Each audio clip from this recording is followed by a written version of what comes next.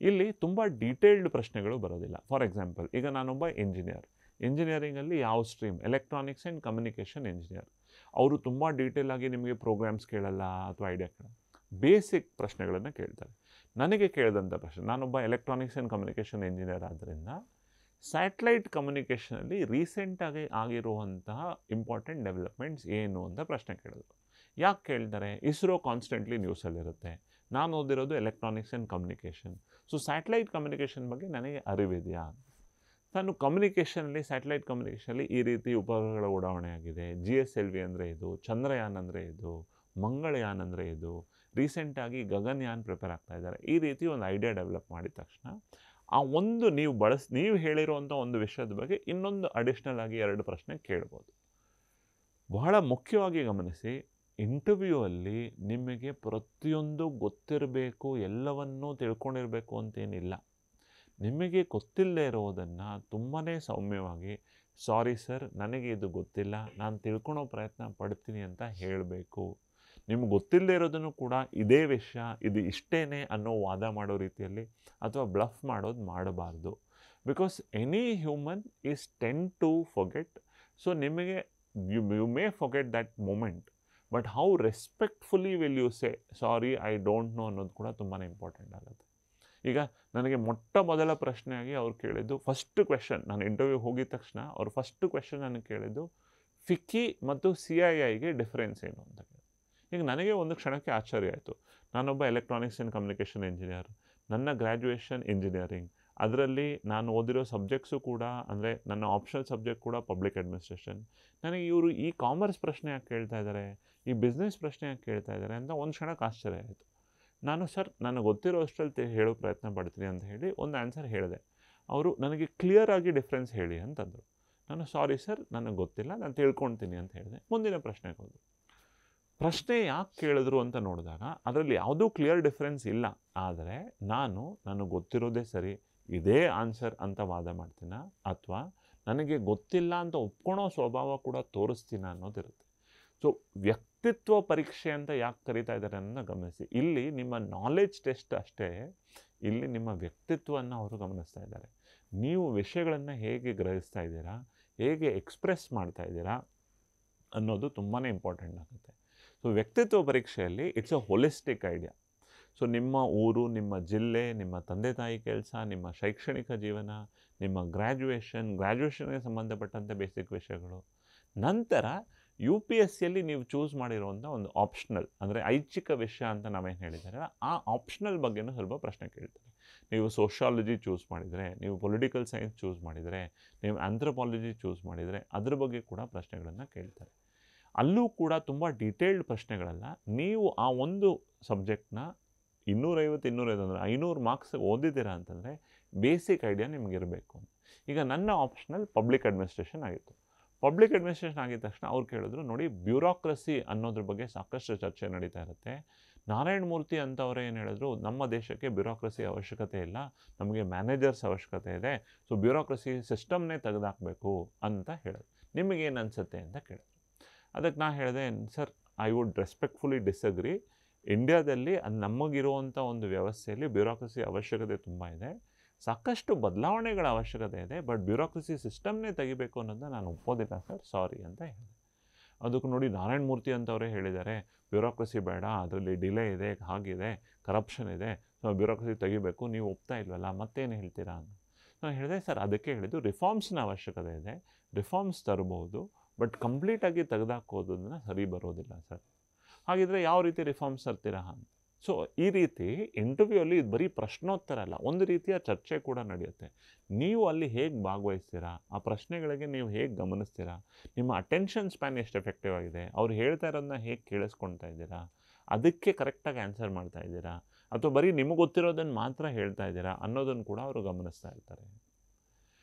ನಂತರ ಕೆಲವು out of the box questions ಇರ್ತವೆ, ಕೆಲವು ನಿಮ್ಮ ವ್ಯಕ್ತಿತ್ವವನ್ನು ಒಳಹೊಕ್ಕಿ ಚರ್ಚೆ ಮಾಡೋದು ಪ್ರಶ್ನೆ ಇರುತ್ತೆ. ಫಾರ್ ಎಕ್ಸಾಂಪಲ್, ನನ್ನದೇ ಇಂಟರ್ವ್ಯೂದೊಂದು ಪ್ರಶ್ನೆ ಹೇಳಬೇಕು ಅಂತಂದರೆ, ಅವ್ರು ಕೇಳಿದ್ರು, ನೋಡಿ ನೀವು ಹುಟ್ಟಿ ಬೆಳೆದಿರೋದೆಲ್ಲನೂ ದಕ್ಷಿಣ ಭಾರತದಲ್ಲಿ ಬೆಳೆದಿದ್ದೀರಾ, ಈಗ 1 ವರ್ಷ 2 ವರ್ಷ ಡೆಲ್ಲಿಯಲ್ಲಿದ್ದೀನಿ ಅಂತ ಹೇಳ್ತೀರಾ, ಈ ದಕ್ಷಿಣ ಭಾರತಕ್ಕೂ ಉತ್ತರ ಭಾರತಕ್ಕೂ ಇರುವಂಥ ವ್ಯತ್ಯಾಸ ಏನು ಅನಿಸುತ್ತೆ?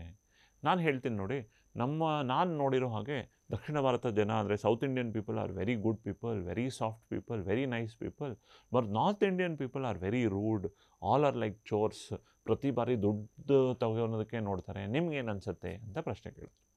ನಾನಂದೆ, ಸರ್ ಸಾರಿ ಸರ್, ನಾನು ಗಮನಿಸಿರೋ ಹಾಗೆ ದಕ್ಷಿಣ ಭಾರತ ಉತ್ತರ ಭಾರತ ಅಂತ ನಾವು ಆ ರೀತಿ ಡಿಫ್ರೆನ್ಷಿಯೇಟ್ ಮಾಡಬಾರ್ದು. ಒಳ್ಳೆತನ ಕೆಟ್ಟತನ ಅನ್ನೋದು ಪ್ರತಿಯೊಬ್ಬ ಮನುಷ್ಯನಲ್ಲೂ ವ್ಯತ್ಯಾಸ ಆಗ್ತಾ ಹೋಗುತ್ತೆ. ದಕ್ಷಿಣ ಭಾರತದವರೆಲ್ಲ ಹೀಗೆ, ಉತ್ತರ ಭಾರತದೆಲ್ಲ ಹೀಗೆ ಅಂತ ನಾನು ಆ ರೀತಿ ಕ್ಲಾಸಿಫಿಕೇಷನ್ ಮಾಡೋದಕ್ಕೆ ಹೋಗೋದಿಲ್ಲ. ಇಲ್ಲ ಕಣಪ್ಪ, ನಾನು ನೋಡಿದ್ದೀನಿ ದಕ್ಷಿಣ ಭಾರತದಲ್ಲಿ ಪ್ರತಿಯೊಬ್ಬರು ಹೆಲ್ಪ್ ಮಾಡ್ತಾರೆ, ಪ್ರತಿಯೊಬ್ಬರು ಒಳ್ಳೆಯವರಾಗಿರ್ತಾರೆ, ಉತ್ತರ ಭಾರತದಲ್ಲಿ ಒಬ್ಬ ರಿಕ್ಷಾವಾಲೆಯಿಂದ ಹಿಡಿದು ಒಬ್ಬ ಕಂಪ್ನಿ CEO ತನಕನೂ ನಿಮ್ಮ ಹತ್ರ ಯಾವಾಗಲೂ ದುಡ್ಡು ಕೇಳೋದ್ರಲ್ಲೇ ನೋಡ್ತಾ ಇರ್ತಾರೆ, ನಿನಗೇನು ಅನಿಸುತ್ತೆ? ನಾನು ಮತ್ತೆ ಅದನ್ನೇ ಹೇಳಿದೆ, ಸಾರಿ ಸರ್, ನಿಮ್ಮ ಅನುಭವ ಹಾಗಿರ್ಬೋದು, ಬಟ್ ನಾನು ಅದನ್ನು ಕಂಪ್ಲೀಟಾಗಿ ಒಪ್ಪೋದಿಲ್ಲ. ವ್ಯಕ್ತಿಯಿಂದ ವ್ಯಕ್ತಿಗೆ ತನ್ನ ಮೌಲ್ಯ ಅಥವಾ ಐಡಿಯಾ ಚೇಂಜ್ ಆಗ್ತಾ ಹೋಗುತ್ತೆ, but we should not differentiate based on regions. ನಂತರ ಮುಂದಿನ ಪ್ರಶ್ನೆಗೆ ಹೋದ್ರು. ಈಗ ಇದರಲ್ಲೊಂದು ಗಮನಿಸಿ, ಈ ಪ್ರಶ್ನೆ ಯಾಕೆ ಕೇಳಿದ್ರು ಅಂತ. ಈ ಪ್ರಶ್ನೆ ನಾನೇನಾದರೂ ಹೌದು ಸರ್, ನಮ್ಮ ದಕ್ಷಿಣ ಭಾರತದ ಜನ ತುಂಬ ಒಳ್ಳೆಯವರು, ಈ ಉತ್ತರ ಭಾರತದವ್ರು ಸರಿ ಇಲ್ಲ ಸರ್, ಯಾವಾಗಲೂ ಮುಸಂಡಿ ಥರ ಹೀಗೆ ಇರ್ತಾರೆ ಸರ್ ಅಂತ ಹೇಳ್ತೀನ? ನನಗೆ ಈ ದಕ್ಷಿಣ ಭಾರತ ಉತ್ತರ ಭಾರತ ಅನ್ನೋ ಫೀಲಿಂಗ್ ಇದೆಯಾ? ಹೆಣ್ಣು ಗಂಡು ಅನ್ನೋ ರೀತಿ ಡಿಫ್ರೆನ್ಸಿಯೇಷನ್ ಇದೆಯಾ? ಈ ರೀತಿ ನನ್ನ ವ್ಯಕ್ತಿತ್ವದಲ್ಲಿ ಆ ರೀತಿ ಏನಾದರೂ ಅಡಗಿದೆಯಾ ಅನ್ನೋದನ್ನು ತೆಗಿಯೋದಕ್ಕೆ ಈ ರೀತಿ ಪ್ರಶ್ನೆ. ಆ್ಯಂಡ್ ಅವ್ರು ಅದರಲ್ಲೂ ಕೂಡ ಸಪೋರ್ಟ್ ಮಾಡೋ ರೀತಿಯಲ್ಲೇ ಮಾತಾಡಿದಂಥ ಪ್ರಶ್ನೆ. ಸೊ ಇಂಟರ್ವ್ಯೂ ಅಥವಾ ವ್ಯಕ್ತಿತ್ವ ಪರೀಕ್ಷೆ ತುಂಬ ಒಂದು ಮುಖ್ಯವಾದ ಹಂತ. ಒಂದು ಅರ್ಧ ಗಂಟೆ ನಡೆಯುತ್ತೆ. ಅರ್ಧ ಗಂಟೆಯಲ್ಲಿ ಸಾಕಷ್ಟು ಈ ರೀತಿ ವಿಷಯಗಳನ್ನು ಅವರು ಪ್ರಶ್ನೆ ಕೇಳ್ತಾರೆ. ತುಂಬಾ ಸೌಮ್ಯವಾಗಿರುತ್ತೆ, ತುಂಬ ಎಫೆಕ್ಟಿವ್ ಆಗಿರುತ್ತೆ. ಜನರಲಿ ಸ್ಟ್ರೆಸ್ ಇಂಟರ್ವ್ಯೂ ತುಂಬಾ ಹಾಗೆ ಕೇಳ್ತಾರೆ, ಹೀಗೆ ಕೇಳ್ತಾರೆ, ಅಥವಾ ನೀವೇನು ಯೂಟ್ಯೂಬಲ್ಲಿ ಅಲ್ಲಿ ಇಲ್ಲಿ ನೋಡ್ತೀರಾ ಹಾಗೆ 90% ಇಂಟರ್ವ್ಯೂಸ್ ಇರಲ್ಲ. ಇಂಟರ್ವ್ಯೂಸು ನಿಮ್ಮನ್ನು ಟೆಸ್ಟ್ ಮಾಡೋದ್ರಲ್ಲಿ, ನಿಮ್ಮ ಐಡಿಯಾಸ್ನ ಟೆಸ್ಟ್ ಮಾಡೋದ್ರಲ್ಲಿ ಇರುತ್ತೆ. ಸೊ ಇಂಟರ್ವ್ಯೂಸ್ ನಡೆಯುವಂಥ ರೀತಿ ನಿಮ್ಮ ವ್ಯಕ್ತಿತ್ವವನ್ನು ಗಮನಿಸೋದಕ್ಕೆ. ಬಿಕಾಸ್ ನಾವು ಮುಂಚೆ ಹೇಳಿದಾಗೆ ಪೂರ್ವಭಾವಿ ಪರೀಕ್ಷೆಯಲ್ಲಿ ನಿಮ್ಮ ಆಬ್ಜೆಕ್ಟಿವ್ ಸ್ಕಿಲ್ನ ಟೆಸ್ಟ್ ಮಾಡಿದ್ದಾರೆ, ಅದೊಂದು ಎಲಿಮಿನೇಷನ್ ಎಕ್ಸಾಮ್. ಮುಖ್ಯ ಪರೀಕ್ಷೆ ಅಥವಾ ಮೇನ್ಸಲ್ಲಿ ನಿಮ್ಮ ಸಬ್ಜೆಕ್ಟಿವ್ ಸ್ಕಿಲ್ನ ಟೆಸ್ಟ್ ಮಾಡಿದ್ದಾರೆ, ನಿಮ್ಮ ರೈಟಿಂಗ್ ಸ್ಕಿಲ್ನ ಟೆಸ್ಟ್ ಮಾಡಿದ್ದಾರೆ. ಈಗ ಅವ್ರಿಗೆ ಫೈನಲ್ ಆಗಬೇಕಾಗಿರೋದು, ಇವರನ್ನು ನಾನು ಒಬ್ಬ ಅಧಿಕಾರಿಯಾಗಿ ದೇಶ ಸೇವೆಗೆ ತೊಗೊಳ್ಬೇಕು ಅಂತಂದಾಗ ಸಿಟುವೇಷನ್ಸ್ನ ಹೇಗೆ ಹ್ಯಾಂಡಲ್ ಮಾಡ್ತಾರೆ, ಆ ಸಿಟುವೇಷನ್ಸಲ್ಲಿ ಇವರ ಪರಿಚಯ ಹೇಗಿರುತ್ತೆ, ಇವರ ಪರ್ಸ್ನಾಲಿಟಿ ಹೇಗಿರುತ್ತೆ, ಇದಕ್ಕೆ ಅಂತ ಇಂಟರ್ವ್ಯೂ. ಸಾಕಷ್ಟು ಸಿಟುವೇಷನಲ್ ಪ್ರಶ್ನೆಗಳನ್ನು ಕೇಳೋದು ಕೂಡ ಇದೆ. ನೀವು ಒಬ್ಬ ಜಿಲ್ಲಾಧಿಕಾರಿಯಾಗಿರ್ತೀರ, ಅಲ್ಲಿ ಕೋಮುವಾದಿ ರಿಲೇಟೆಡ್ ಸಾಕಷ್ಟು ಗಲಭೆಗಳು ನಡೀತಾ ಇರ್ತವೆ, ನಿಮಗೊಂದು ಇನ್ಫಾರ್ಮೇಷನ್ ಬರುತ್ತೆ, ಒಬ್ಬ ಪ್ರಭಾವಿ ರಾಜಕಾರಣಿ ಒಂದು ಗಲಭೆನ ಪ್ಲ್ಯಾನ್ ಮಾಡ್ತಾ ಇದ್ದಾರೆ ಅಂತ. ನೀವು ಆ ಸಿಟುವೇಷನ್ನ ಹೇಗೆ ಹ್ಯಾಂಡಲ್ ಮಾಡ್ತೀರಾ? ಅವ್ರನ್ನ ಅರೆಸ್ಟ್ ಮಾಡಬೇಕು ಅಂತ ಆರ್ಡರ್ಸ್ ಬರುತ್ತೆ, ಬಟ್ ರೂಲಿಂಗ್ ಪಾರ್ಟಿ ಆಗಿರೋದ್ರಿಂದ ಅವ್ರನ್ನ ಅರೆಸ್ಟ್ ಮಾಡಬಾರ್ದು ಅನ್ನೋ ಥರ ಬರುತ್ತೆ. ಈ ರೀತಿ ಒಂದು ಪ್ರಶ್ನೆ ಕೇಳಿ ನೀವು ಆ ಸಿಟುವೇಷನ್ನ ಹೇಗೆ ಹ್ಯಾಂಡಲ್ ಮಾಡ್ತೀರಾ ಅಂತ ಪ್ರಶ್ನೆ ಕೇಳ್ತಾರೆ. ಸೊ ಅಲ್ಲಿ ಯಾವುದು ಕಂಪ್ಲೀಟ್ಲಿ ಸರಿ ಅಥವಾ ಕಂಪ್ಲೀಟ್ಲಿ ತಪ್ಪು ಅನ್ನೋದಿರೋದಿಲ್ಲ. ನೀವು ಆ ಟೈಮಲ್ಲಿ ಆ ಪ್ರಶ್ನೆ ನಿಮಗೆ ಬಂದಾಗ ಆ ಒಂದು ಕ್ಷಣದಲ್ಲಿ ವಿಷಯವನ್ನು ಹೇಗೆ ಅರ್ಥೈಸ್ಕೊಂಡು how will you react to the situation ಅನ್ನೋದು ಮುಖ್ಯವಾಗ್ತಾ ಹೋಗುತ್ತೆ. This is the idea. So ಈ ಪರ್ಸ್ಪೆಕ್ಟಿವಲ್ಲಿ ನೀವು ವಿಷಯನ ಗಮನಿಸಬೇಕು. So interview is a wonderful stage which finally comes. 275 marks ಇಂಟರ್ವ್ಯೂಗಿರುತ್ತೆ. ನೀವು 1750 ಮಾರ್ಕ್ಸ್ಗೆ ಮೇನ್ಸ್ ಬರೆದಿರ್ತೀರ, 275 ಮಾರ್ಕ್ಸ್ಗೆ ಇಂಟರ್ವ್ಯೂ ಇರುತ್ತೆ. ಅದರಲ್ಲಿ ನಿಮಗೆ ಆ ಒಂದು 5 ಮೆಂಬರ್ಸ್ನ ಬೋರ್ಡ್ ಏನಿರುತ್ತೆ ಅವರು ನಿಮಗೆ ಮಾರ್ಕ್ಸ್ ಕೊಡ್ತಾರೆ. ಆ ಇಂಟರ್ವ್ಯೂ ಮಾರ್ಕ್ಸ್ ಮತ್ತು ಮೇನ್ಸ್ ಮಾರ್ಕ್ಸ್ ಎರಡೂ ಸೇರಿ ನಿಮ್ಮ ಫೈನಲ್ ರ್ಯಾಂಕಿಂಗ್ ಡಿಸೈಡ್ ಆಗುತ್ತೆ. Just to conclude on interview ಅಲ್ಲಿ ಈ ಪ್ಯಾನೆಲ್ ಮೆಂಬರ್ಸ್ ಅಂತ ಇರ್ತಾರೆ, ಇವ್ರು ಯಾವ ಥರ ಮೆಂಬರ್ಸು, ಎಲ್ಲಿಂದ ಬರ್ತಾರೆ. ಈಗ ಎಲ್ಲಿಂದ ಬರ್ತಾರೆ, ಯಾರು ಚೂಸ್ ಮಾಡ್ತಾರೆ ಅನ್ನೋದು ನಮಗೆ ತಿಳಿದಿರೋದಿಲ್ಲ. ಜನರಲಿ UPSC ಚೂಸ್ ಮಾಡೋವಂಥದ್ದು. Panel chairman UPSC board member ಇರ್ತಾರೆ. ಅದು ಬಿಟ್ಟು ಇನ್ನು ಉಳಿದ 4 ಜನ, ಕೆಲವು ವೈಸ್ ಚಾನ್ಸಲರ್ಸ್ ಇರ್ಬೋದು, ಯಾವುದೇ ಒಂದು ಯೂನಿವರ್ಸಿಟಿ ವೈಸ್ ಚಾನ್ಸಲರ್ಸ್ ಇರ್ಬೋದು, ರಿಟೈರ್ಡ್ ಬ್ಯೂರೋಕ್ರೇಟ್ಸ್ ಇರ್ಬೋದು, ಅಥವಾ ಕೆಲವರು DRDO ಅಥವಾ ISRO ಸೈಂಟಿಸ್ಟ್ಸ್ ಇರ್ಬೋದು. ಈ ರೀತಿ ತುಂಬ ಉನ್ನತ ಮಟ್ಟದಲ್ಲಿ ಕೆಲಸ ಮಾಡಿರೋವಂಥವ್ರು, ಐಡಿಯಾನ UPSC ಇಂಟರ್ವ್ಯೂ ಐಡಿಯಾನ ಗ್ರಹಿಸ್ಕೊಂಡಿರೋವಂಥವ್ರು ಈ ಪ್ಯಾನೆಲ್ ಮೆಂಬರ್ಸಲ್ಲಿ ಇರ್ತಾರೆ. So very senior professors, very senior vice chancellors, ಈ ಥರದವರು ಇಂಟರ್ವ್ಯೂ ಪ್ಯಾನಲಲ್ಲಿ ಇರ್ತಾರೆ. ಅವರು ನಿಮಗೆ ಗೊತ್ತಿರೋರು ಆಗಿರ್ಬೋದು, ಗೊತ್ತಿಲ್ಲದೆ ಇರೋರು ಆಗಿರ್ಬೋದು. ಆ ಟೈಮಲ್ಲಿ ನಿಮ್ಮ ಪ್ರಶ್ನೆಗಳನ್ನು ಇರ್ತವೆ. ಸೊ ಯಾವುದೇ ಒಂದು ಕೂಡ ನಿರ್ದಿಷ್ಟ ಉತ್ತರ, ಇದೇ ಉತ್ತರ, ಇಷ್ಟೇ ಕರೆಕ್ಟ್ ಆನ್ಸರ್ ಅಂತ ಇರೋದಿಲ್ಲ.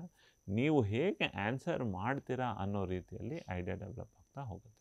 This is the over all picture of your final stage of the exam, which is interview, what UPSC calls as personality test.